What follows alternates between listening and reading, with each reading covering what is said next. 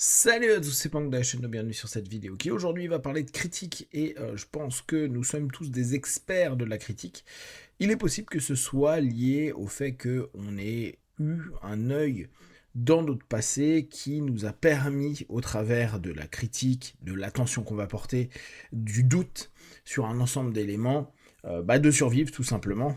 Quand on doutait entre une branche et un serpent, la notion de se dire oui, là je pense que ton chemin il est un peu pourri, on va peut-être prendre autre chose, était peut-être quelque chose de plutôt bien pour la survie. Bon, le problème c'est que aujourd'hui on est ultra critique et on peut se permettre d'être critique parce qu'on a un réseau ouvert, internet notamment, qui nous permet de facilement écrire ce que l'on pense, ce que l'on veut, etc.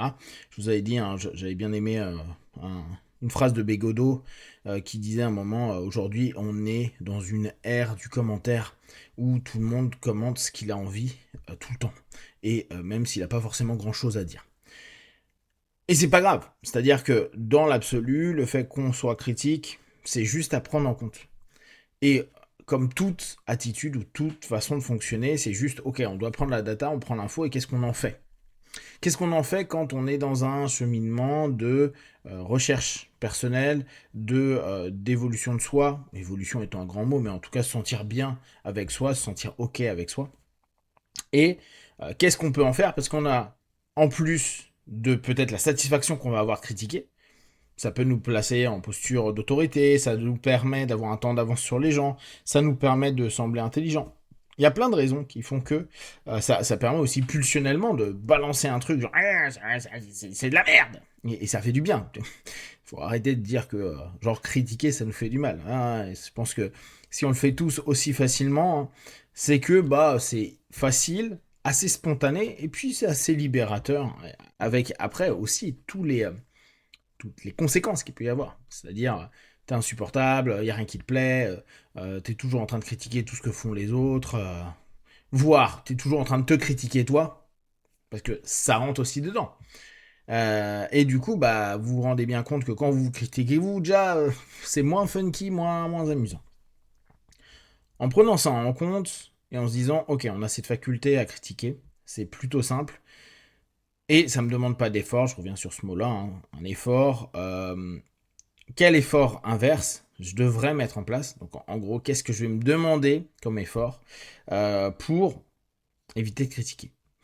Et sur la vidéo précédente, je vous parlais de la notion de valorisation. La notion de valorisation, elle n'est pas toujours simple. Elle n'est pas toujours simple parce que justement, on doit aller chercher ce que l'on considère comme étant de la valeur. Et là, je prends sur tout ce que vous pouvez faire au quotidien, que vous allez pouvoir critiquer, que ce soit un média, que ce soit un réseau social, que ce soit un journaliste, que ce soit un ami, que ce soit un enfant, que ce soit un pote, que ce soit, bref, ou que ce soit vous. Aller chercher la valorisation, c'est de se dire, ok, qu'est-ce qu'il y a pour moi? Et là, vraiment, on est obligé de réduire à soi, parce que d'une part, on n'est pas universel, et on ne sait pas ce que les autres, eux, valorisent, ou veulent valoriser ou aiment mettre en avant, ou leur parlent. Donc, on ne peut pas se mettre à la place des autres. Et c'est toujours ça qui est intéressant dans le travail perso, c'est de se dire, cette vision, cette façon de ressentir les choses, cette façon d'accomplir des éléments me reste personnelle. Après, je peux le partager, mais je ne peux pas dire que c'est cette chose-là qui est juste. À chacun de trouver son chemin, sa voie et sa manière de faire. À partir du moment où je pars dans l'effort de me dire je valorise, il faut déjà que je me rende compte des critères pour lesquels moi je donne de la valeur. Quand je suis en train de critiquer quelque chose, c'est que j'estime que par rapport à des standards que je peux avoir, ça ne répond pas à quelque chose où je trouve ça stupide par rapport à des croyances, par rapport à des valeurs à nouveau, etc., etc. Du coup, c'est à moi de me dire, ok, qu'est-ce qu'il y a qui pour moi est ok et bien et juste dans peut-être le raisonnement, dans ce qui est proposé, etc. Bien sûr, on va pas le faire avec tout, il y a des éléments, on s'en fout, hein. Bien sûr, là encore, c'est à vous de décider vos combats, hein. C'est à vous de choisir où est-ce que vous allez mettre votre énergie. Si vous critiquez la façon de conduire d'une personne, oui, on s'en fout, quoi. C'est pas quelque chose qui va pourrir votre journée sur 6 générations.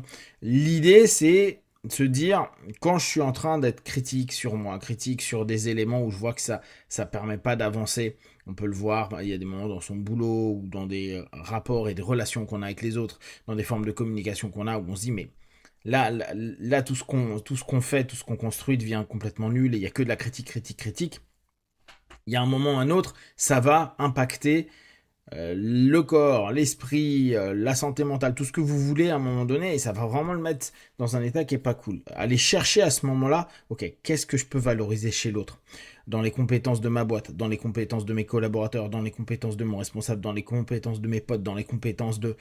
Qu'est-ce que vous pouvez aller valoriser peut-être comme facette d'elle, comme élément qui amène à cette population quelque chose qui est plus juste et en tout cas qui pourrait être valorisé.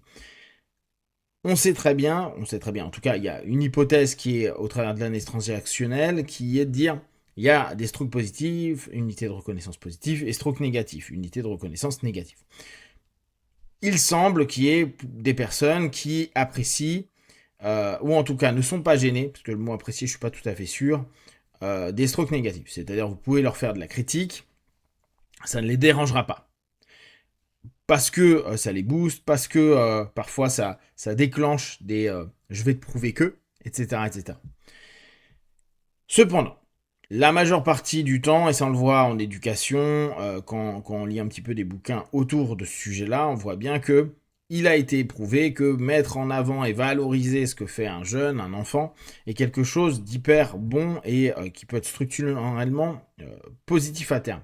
Attention, ça n'enlève pas les critiques. Il y a des choses à critiquer, il y a des choses critiquables, et il y a des choses critiquables de façon complètement cohérente et bonne. Et là encore, c'est à nous de cogiter.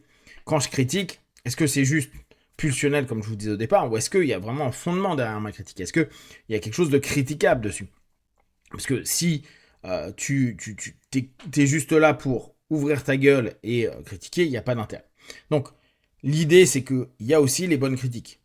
Si je m'aperçois que je suis dans un garage et que j'ai pas remis les freins ou que c'est pas ok pour le client, faire la critique à mon gars qui bosse et dire n'oublie pas de vérifier quand même les freins parce que ça me paraît pas ok, ou là ton boulot c'est vraiment de la merde et ça aurait pu être dangereux, c'est pas vraiment un problème.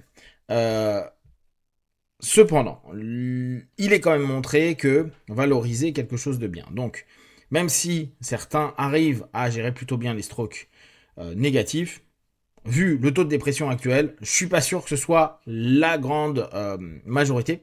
Et donc, on s'aperçoit que amener vers de l'unité de reconnaissance positive est bien. Et la valorisation à ce job-là, réussir à valoriser l'autre ou l'action ou donc on est dans le faire, l'être et l'avoir. Hein. En gros, mettre en exergue quelque chose qui est vraiment bien. Et pas juste pour faire plaisir, pas juste pour, comme on peut le faire en PNL ou en hypnose conversationnelle, pour amener quelque chose, pour ouvrir une porte et obtenir quelque chose, mais juste parfois pour se dire, mon seul objectif, c'est de redonner de la valeur à la relation, à la personne, à mon entreprise, à ce que je suis en train de faire. Parce que quand je suis en train de critiquer l'ensemble des éléments que je suis en train de regarder sur un réseau social ou à la télé, c'est quand même moi qui prends mon temps, qui est un élément ultra précieux de ma vie, pour dépenser ça. Donc la critique que je fais, ça pourrait être une critique de moi qui suis pas capable de choisir quelque chose de cool et qui pourrait m'apporter du bon et me permettre de grandir dans ce que moi j'estime être grandir. Rechercher au fur et à mesure, au quotidien, des possibilités de valoriser. Se valoriser, valoriser les autres, prendre en compte cette notion-là. Ne pas oublier que la critique, si elle existe, peut être constructive, mais elle doit être motivée, elle doit être intellectuellement bien et pas simplement émotionnelle, pas simplement pulsionnelle. J'aime pas ça, c'est de la merde. Oui, ok, bah t'aimes juste pas ça, point. Rechercher à soi-même et pour les autres donner de la valeur sur certains aspects. Et même si moi ça m'avait un peu emmerdé à un moment avec Gils, quand je faisais son cours là de trainer, où il disait tout le temps chercher à donner des fiches. Vous vous souvenez, je vous avais partagé ça, donner en gros des unités de reconnaissance positive. Je trouvais que ça faisait un peu fake. Et je continue à le penser, hein. Je pense que c'était tellement exagéré que ça faisait fake. Par contre, j'aimais bien la manière, a posteriori en y repensant, dont il présentait. Il dit d'abord les choses qui ne sont pas OK. Et lui, il le disait pas OK en mode critique, mais ce que tu attendais de plus. Et je trouvais que cette formulation est très bonne. Quand un truc n'est pas OK, qu'est-ce que j'attendrais davantage? Quand je vais critiquer, en gros, qu'est-ce que j'attendrais davantage? Et ben en fait, c'est que dedans, il y avait des choses que j'attendais, ou il y avait des choses que j'estimais potentiellement avec quelque chose, justement avec un potentiel, et bah je l'ai pas eu. Donc peut-être que c'est dire ce que je veux dans cet objectif de valoriser ce qu'il y avait. Il y avait peut-être une idée, un concept, quelque chose, ça n'a pas été mis en avant, ou ça n'a pas été mis comme moi je m'y attendais, et c'est ça que je vais partager dans ma critique. Et après, bah, valoriser ce que justement j'aimais bien. Et peut-être que cette notion-là là, de fiche, qui moi m'avait vraiment saoulé, parce que vraiment je trouve que ça faisait hyper superficiel, en y reprenant et en l'intégrant, il est possible que ce soit quelque chose qui nous apporte vraiment beaucoup dans le quotidien, et pour nous, et pour les autres, parce que ça nous permettra d'avoir quelque chose qui est plus léger, plus fluide, et qui va sûrement apporter davantage de bénéfices pour tout le monde. Si vous avez des questions d'arnaque, n'hésitez pas, et comme d'habitude, de tout ce que je propose, ne prenez que ce qui est bon juste pour vous tester, observer, analyser et conclure. Be one, ciao.